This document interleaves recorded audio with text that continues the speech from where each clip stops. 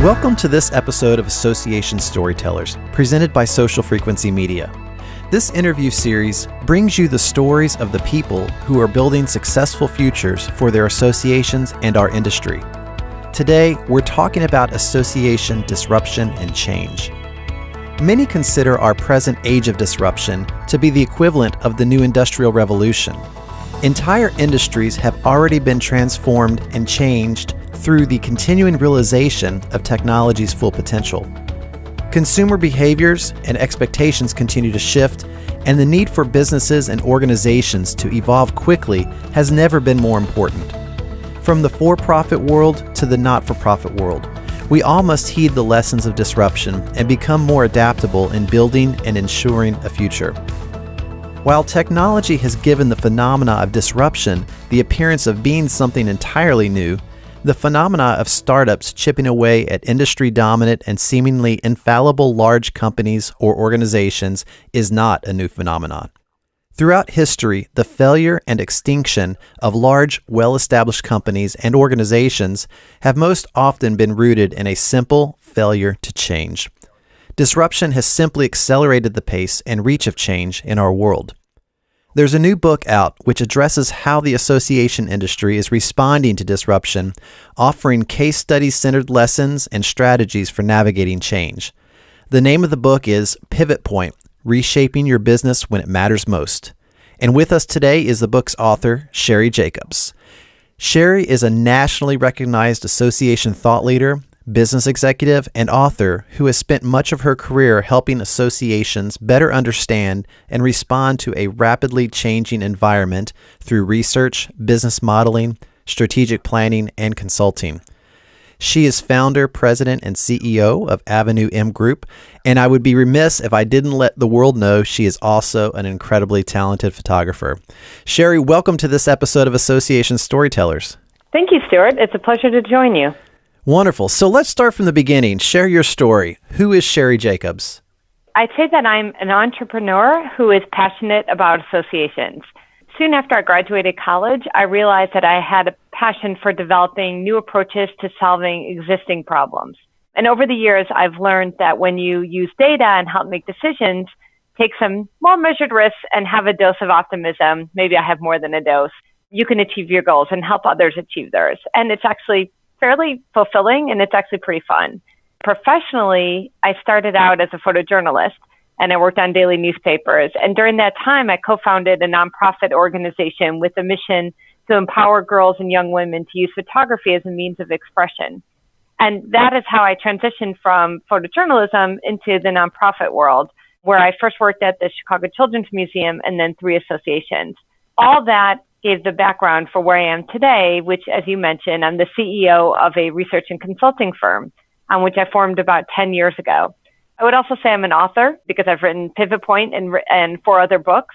But a lot of the purpose of writing these books is to share the knowledge that I have learned, the information I've learned from others with the association community, and also to give back. So I donate all the net proceeds from Pivot Point to the ASAE Foundation, of which I'm on the board of directors. That's awesome, and your commitment is so very strong to this industry. I've had the good pleasure of knowing you for quite a while now, and it's great to be having this conversation. It's such an incredible book. So tell us about the story that led to your book, Pivot Point. When I first conceived of writing the book, I had this idea that I would put together a couple of different business models that associations should consider to address some of the changing needs that we're seeing within membership and also within the industries or professions they serve. But something happened. After I had conducted a few of the interviews with the association executives and thought leaders and learning more about their stories, about how they transformed their organizations, I realized that their stories weren't about a specific business model that was needed to succeed, but rather they're about cultivating a nimble organization that could adapt or pivot to address the changing needs, attitudes, and behaviors in their community. So it's actually funny that I had to pivot the focus of the book from what I had planned on sharing to the story I observed once I had all the pieces in front of me. Now, in your book, you use a statement that I really, really, truly love, and that is nonprofit is a tax status, not a business strategy. You know, I've always joked myself in my almost 2 decades of my tenure in the association world that not-for-profit does not mean not for revenue.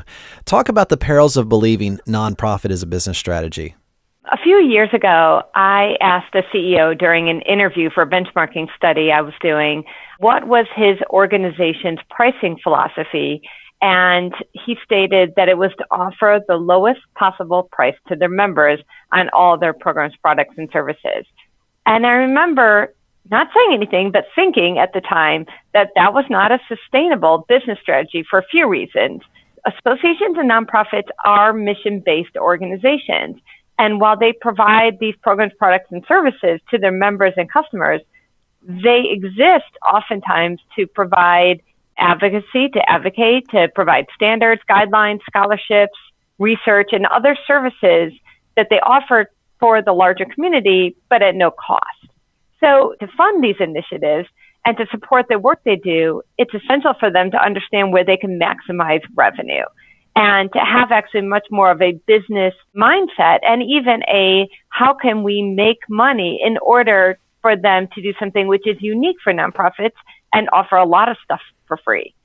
So in having that business strategy and focusing on making a profit on some of the business lines, whether it's their annual conference, webinars, subscriptions, or whatever it is that are related to their mission, they need to understand that nonprofit is their tax status and offering the lowest possible price is not the best business model. So for associations, what I consider to be a business model is a collection of all of their revenue streams. And this is what's important. If you start to see revenue start to dry up or change from one of the revenue streams, and look at some of the trends and realize a certain revenue may not be around much longer or may change, such as revenue that organizations get from advertising, sponsorships, journals, publications, along with some of the trends that we're seeing, then they have to identify new ways to make money. So again, having a business mindset, having a mindset that we should be profitable in certain areas is actually what supports their nonprofit status and the work that they do that they do not make money on. So very true. Mission requires money. There's no two ways about it. Pivot Point is full of so many great case studies. And I was hoping that you would share with our listeners the story of the Club Management Association of America from your book in relation to this. Sure. So it's one of my favorites. And in part because it's a smaller organization. And oftentimes when you read case studies, you think that's fantastic that they could do those things, but we have a small staff and we don't necessarily have the resources that a larger organization has. And CMAA, or the Club Management Association of America, they're a smaller organization. And when I first started interviewing Jeff Morgan, they were the Club Managers Association of America. Still CMAA, but they were club managers, and they've moved to club management. And for most of its history, they were an organization that attracted individuals who had maybe a high school diploma, maybe they had gone to college, but they had switched into club management. And for the most part, they did not start out with the education and training needed to manage a club. And so CMAA had an education program, training, certification, had different things they offered that aligned with who the audience was and who they were at the time. And two big things changed over the years. So first, individuals started taking a different path to club management. Maybe they had gone through golf, the PGA, or had been got their MBA or had worked at luxury hotels. So you're looking at individuals who are entering club management that no longer need the education that CMA was offering.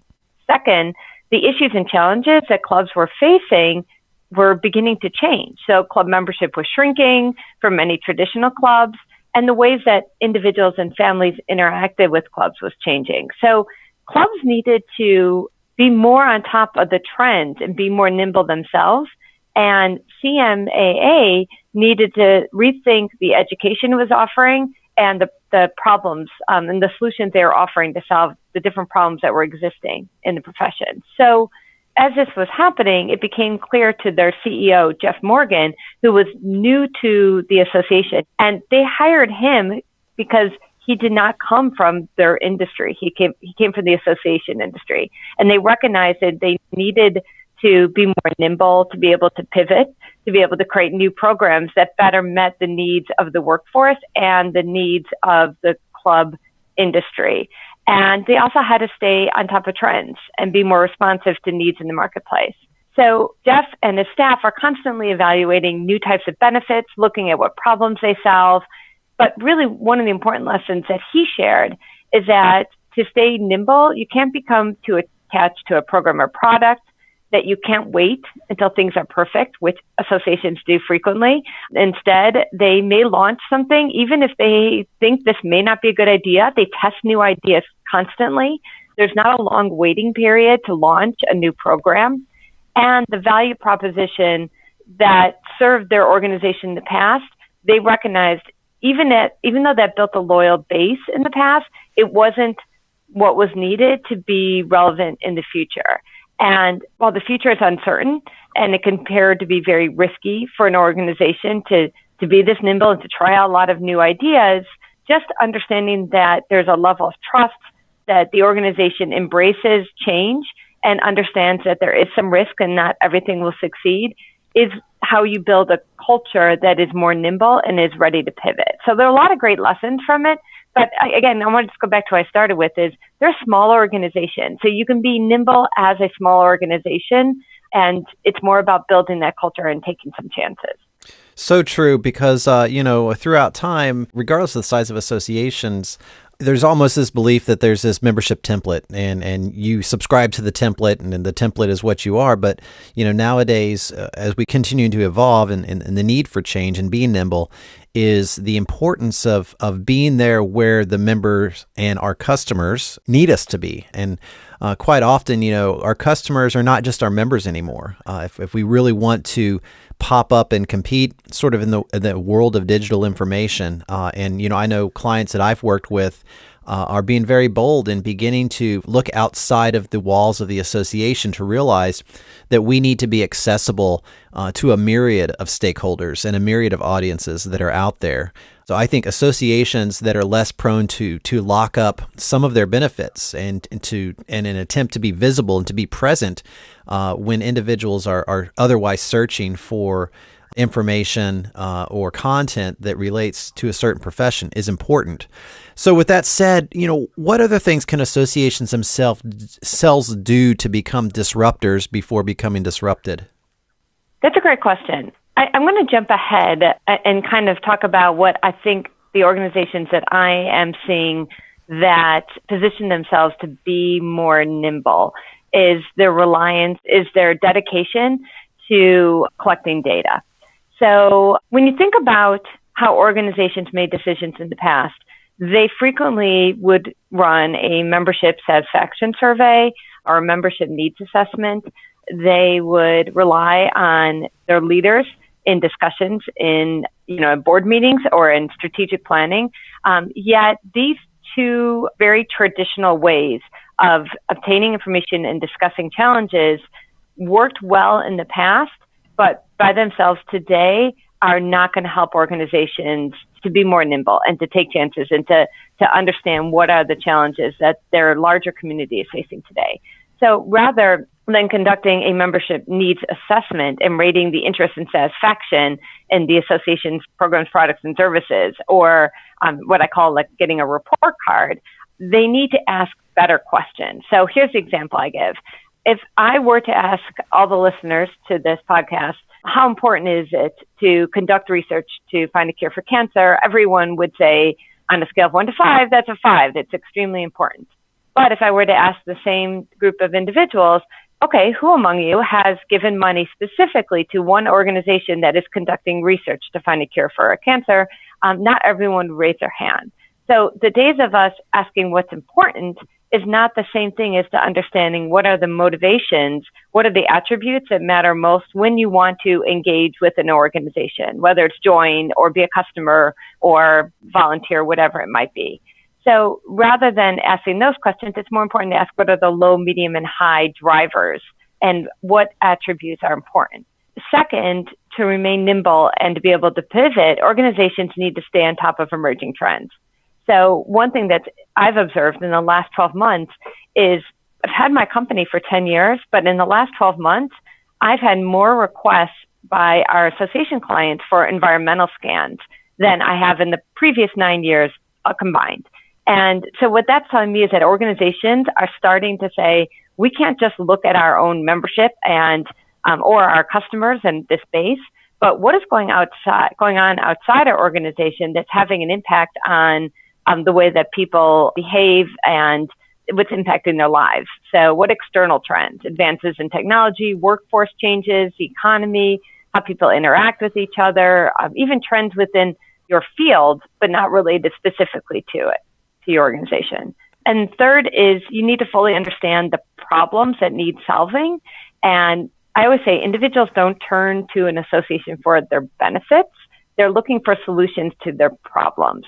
So I think those are the areas, the ways that organizations can really be more nimble in the future and be able to pivot when needed. That's a great point, and I think it kind of speaks to, in the past when we did association research, we're trying to understand what's happening, but I think we're moving deeper into understanding why it's happening and the various degrees of competition and various degrees of influence that's impacting the lives of our members and our stakeholders. I just came off a part-time CEO role over the last few years, and I'm amazed that thinking back 20 years ago when I would do a survey, we'd spend $20,000 or $30,000 to get a baseline and, do the typical membership research, and we'd work with a research firm. But it's amazing. One of the things that I have begun to do in that role, and I think where it's evolving to, is research is almost a conversation. It's an ongoing conversation with your membership. We used to sit around the office all the time and try to figure out and try to read the minds of our members. But in many ways, there were actionable decisions that we would use research just to take a quick pulse, of a swath of our members, not all of them all the time. But what do you see as sort of the changing role of research in associations from what it used to be to what it's becoming in terms of the conversation? I see research as can never be a standalone solution for an organization to make decisions. And I am CEO of a research and consulting company because I think that there is a role for quantitative and qualitative research. There's a role for asking the right questions and to understanding how the responses differ by audience segment and using that data to help build out new models that can be more customized and provide more relevant information to members based on what their specific needs are. All that still exists today. I think, though, that organizations need to invest in and spend as much time as they do doing research, looking backwards at what have individuals, they may say one thing, but what have they actually done in the past 12 months? And one way we've helped organizations do this is by creating heat maps and breaking it down by audience segments so that you can understand what programs, products, and services are really actually being utilized by members and what do you know about that and how do you combine that data with the data from the research. So that's looking kind of backwards at the past behaviors. Looking forward, like I mentioned, is putting aside your data mining, your behavior that you have in your database, putting aside the research that you're collecting, but actually then looking outwards and what trends are likely to impact your members, the profession, and the organization. So a great example from the book is the story about Apex. And one of the things that their CEO, Abe Ashkenazi, has done very well is to think a couple of years out and to look at the trends and what they could impact their organization, not to just focus in on the key performance metrics for success for today. So, for example, many organizations have an annual conference or have education that they offer. It could be online or in person or both. And for many organizations, this is an important revenue stream. For Apex, it was about a third of their overall revenue. Abe could look at the writing on the wall and see that with the rapid growth of MOOCs and open online access to education and as well as open access to content and journals, and it happened so quickly with the rapid adoption of it, that he said, even if we see the last 2 or 3 years that we've had growth in revenue from our education, he's like, if we don't make a change now before this hits us, we're going to be really left behind, and it's going to impact a significant portion of our revenue. So that paying attention to emerging trends. So I really think it's a combination of looking back at the behavior in your database, conducting research and asking the right questions, and then also looking ahead to the emerging trends and how that could impact your members, the association, and the profession. So very true, so very important. I think the question we always have to ask ourselves is what happens when the impossible happens?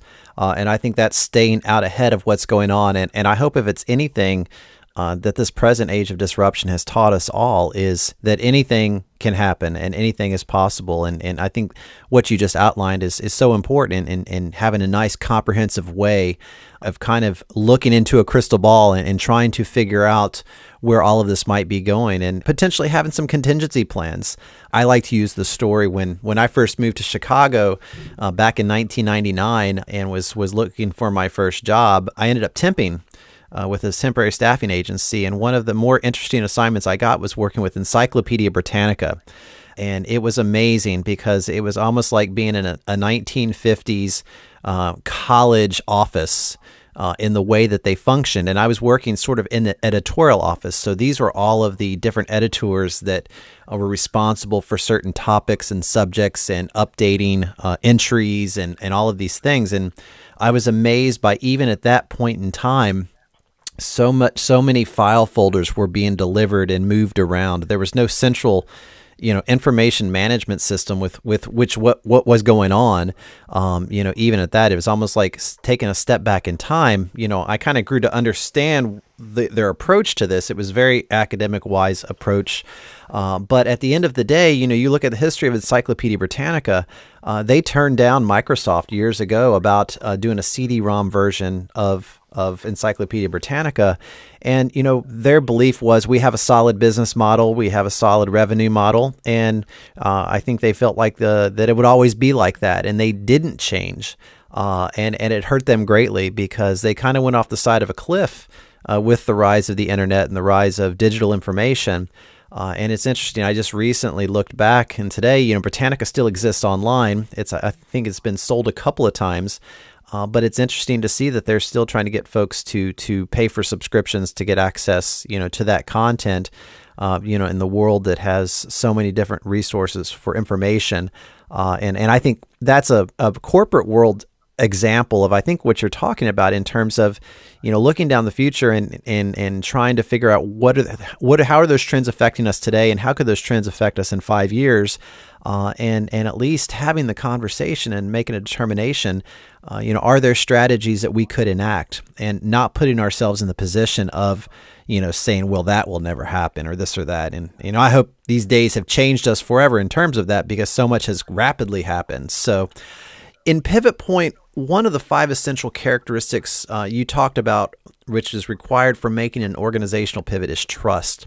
Now, as many of us in the association management world have experienced, without trust, everything else can become a great big nasty train wreck. Your book shares a story about Peter O'Neill and the American Industrial Hygiene Association. How did Peter foster the trust needed to support AIHA's evolution? That's a good question. And I could share part of how he did it.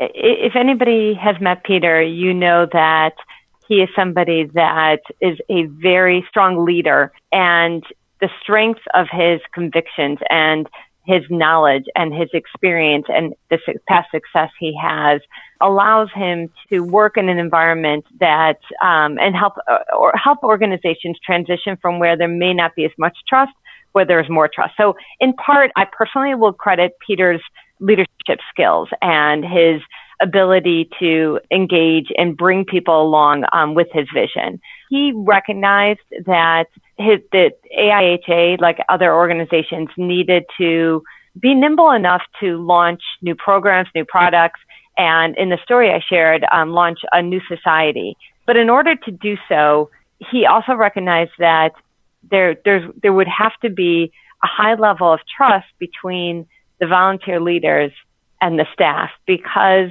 and this is what's important, is because there was a lot of uncertainty as to whether this launch of the new society would succeed. And this isn't just launching a new product or, hey, let's try this new conference or this new program. Launching a new society is at a fairly high level. It's a bigger endeavor and will require a lot of resources. So part of what he believed and what he built in terms of the culture there was to have a culture where all stakeholders had an equal voice, from the board to the CEO to the staff. Staff members trusted the board that if they failed, it wouldn't result in their firing. And one of the things that Peter shared with me during the interview is that they would speak with one voice. That would be their culture. That doesn't mean that they always had consensus, but by trusting each other and then at the end publicly speaking with one voice, they together collaboratively would accept the success and also would understand that failure is a part of taking risk. And by creating a high level of trust, the organization could take more risks. They could try new ideas, which in Peter's words would ultimately lead to a greater likelihood of being relevant in the future.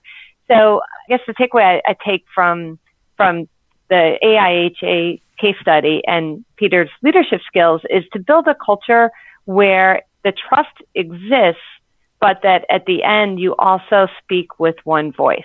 That was the key to the success in building that trust, that people would not just say, yeah, we trust you, but they would see it in action. That's so good to hear, because giving everyone a voice and hopefully cultivating a culture and a board relationships where anyone who wants to speak to can speak to their thoughts and ideas, because as I've seen in the last 2 decades, some of the best ideas come from folks who aren't even charged with the responsibility for certain things, and we can't dismiss that. We have to cultivate that for sure. Speaking of culture, your book has an entire chapter devoted to it, which I loved.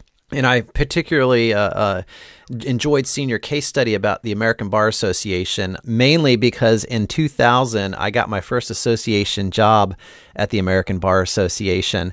And actually, the person who had moved on from that, I might be speaking to today, we both shared the same job. It succeeded Sheri at the law practice management section as she moved on to continue to rise and do bigger things.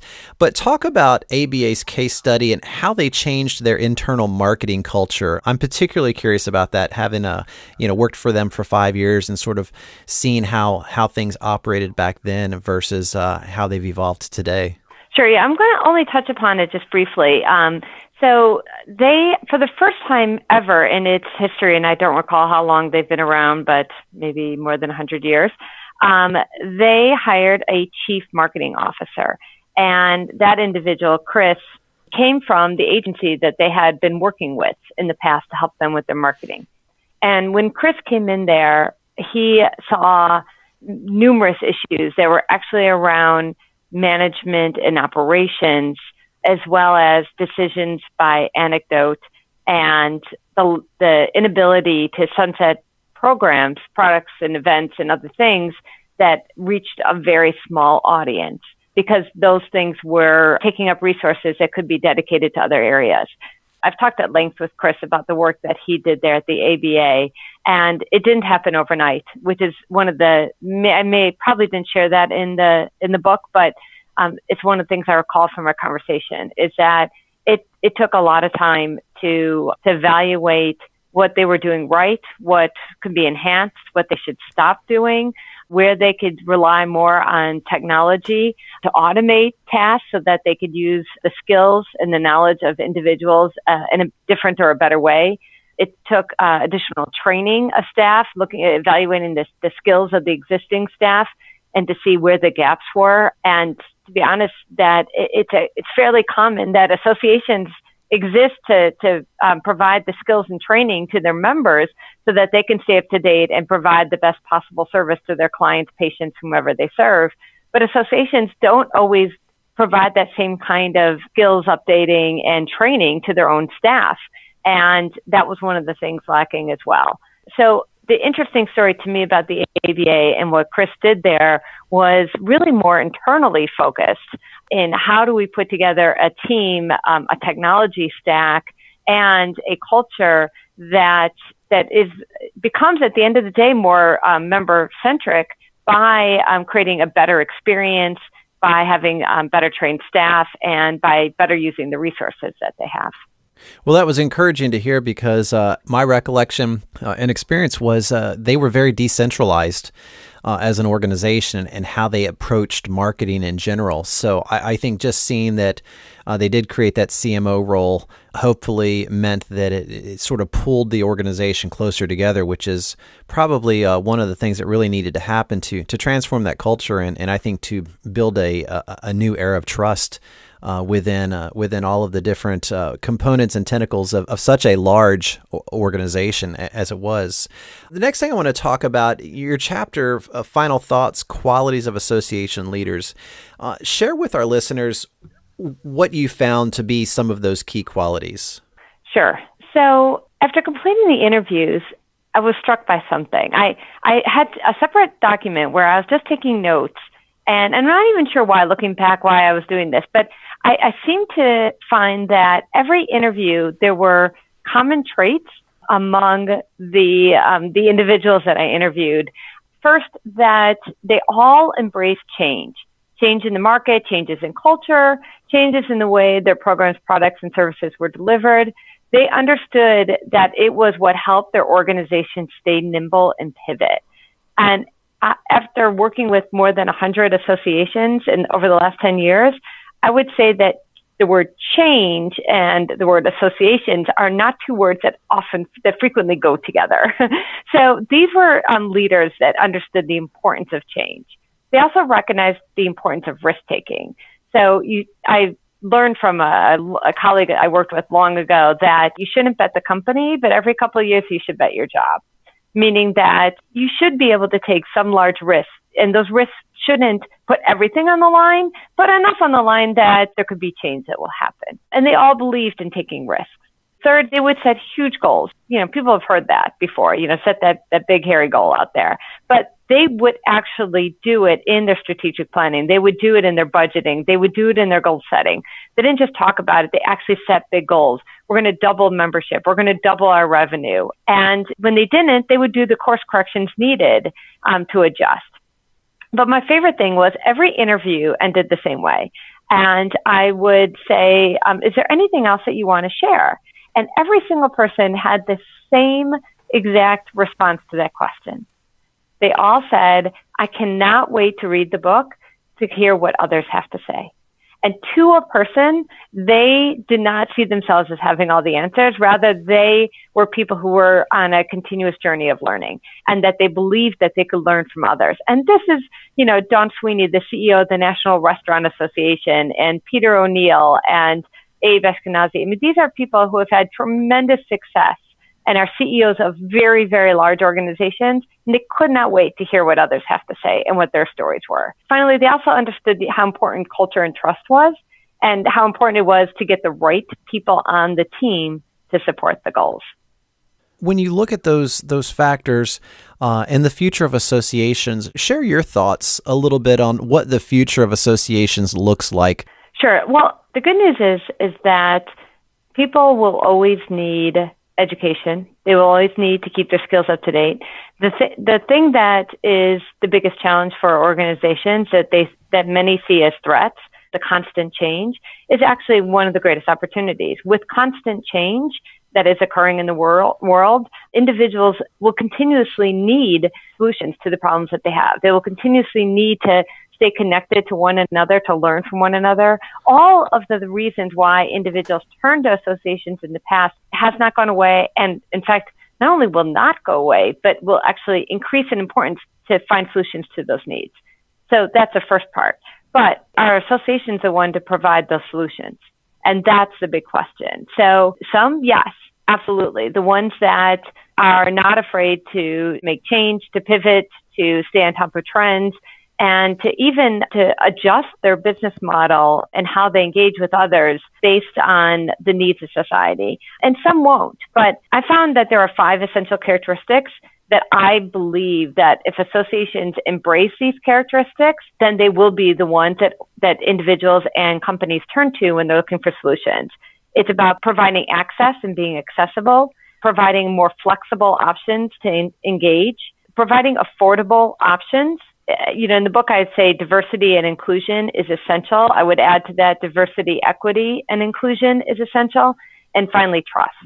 And those 5 characteristics, if organizations embrace them from the CEO and the leadership throughout the entire staff of the organization, then they're going to be the organization that individuals and companies turn to. So very true. And the other thing I like to say with regard to the future of associations, and I think building upon those characteristics and qualities, is there's 3 fundamental human needs that we have that really constitutes happiness. And I didn't make this up. This is actually from evidence-based research in psychology. But in terms of the 3 key factors for happiness is a sense of social connection, a sense of belonging, and a sense of identity.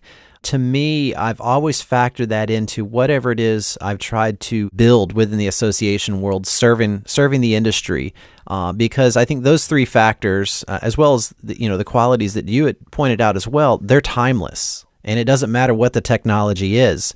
It's just how we use the technology to make that happen. I mean, traditionally for associations, well, where do you get connection, belonging, and identity? Well, you get on an airplane and you go to a conference. It's always been the way that it is. And we will always, I think, come together in an in-person way. But I think the question associations need to ask themselves is, as the day comes where people are sort of dictating and determining where it is what they'll do, where they'll go, what they'll spend their money on, is in everything else, how can we cultivate that sense of belonging, that sense of connection, and that sense of identity so that we can continue to be relevant to the interests and needs of our audiences?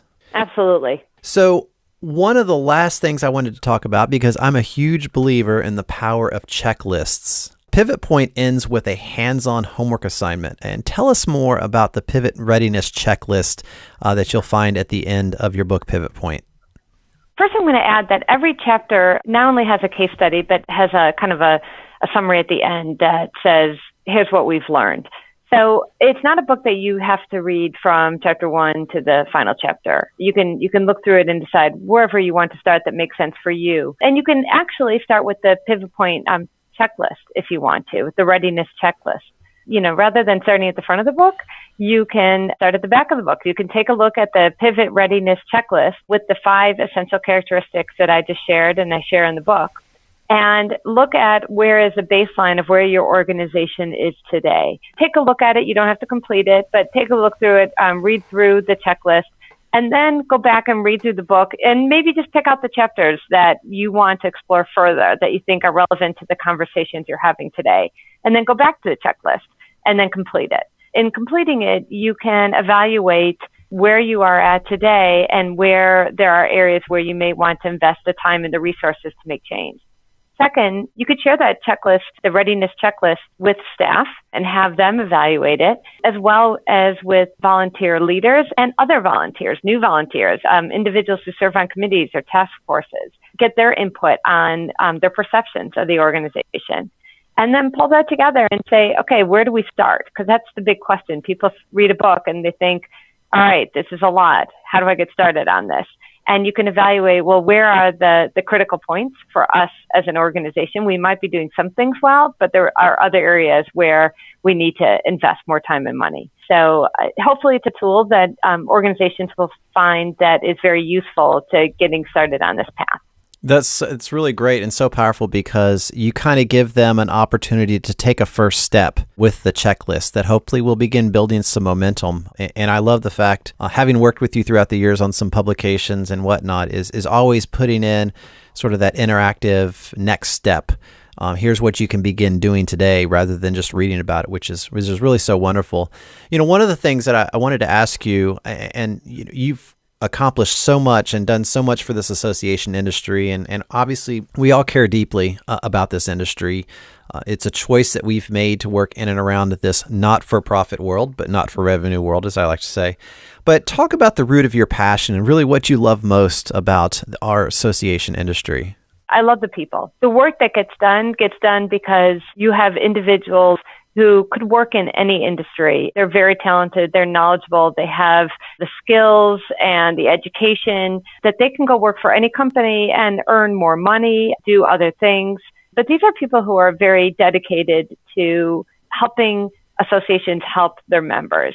To me, the thing that I love most are the people that I meet and their enthusiasm, their passion, their knowledge, their dedication. It comes through in quiet ways. I have friends and colleagues and peers who are not as in the forefront like I might be, but they're getting so much work done and their passion is unparalleled. And I don't know if there is another profession or industry out there that you have people that are just so dedicated to this association nonprofit world that we work and live in. It's really a passion for many of us. It really is. And, the way that I look at it from, my first career was in politics. And I went into politics because I thought I could make a great big difference in the world. But the reason I left politics is because I realized I probably couldn't make much of a difference in the world in so many ways. And it was interesting, like so many of us, we just stumble into this association world. But suddenly I discovered here's amazing people, most of which on the volunteer side are devoting and contributing their time to making our world a better place through their trade, through their profession, through everything that they're doing. The notion of giving of your time and talents, to help improve our world is something that I think is really quite outstanding, and I think very, very different from the corporate world. I think that it's easy to be passionate about the association world and everything that we're doing on a daily basis. And to anyone listening who may not have any idea what the association world is, you can make a good life, a good career in the association world, doing many of the things that you'd be doing for the for-profit world, but not living and dying by quarterly profit reports and how happy those shareholders are. Obviously members are our shareholders, and we certainly handle and deal with all of that, but it's just really a great environment. So, Sheri, tell our listeners how they can get a copy of Pivot Point and how they can connect with you. So the best place to go and buy a copy of Pivot Point is to go directly to ASAE, ASAEcenter.org website and purchase it directly through the publisher. You can buy it on Amazon, and I know it's a much more frictionless transaction to buy it on Amazon.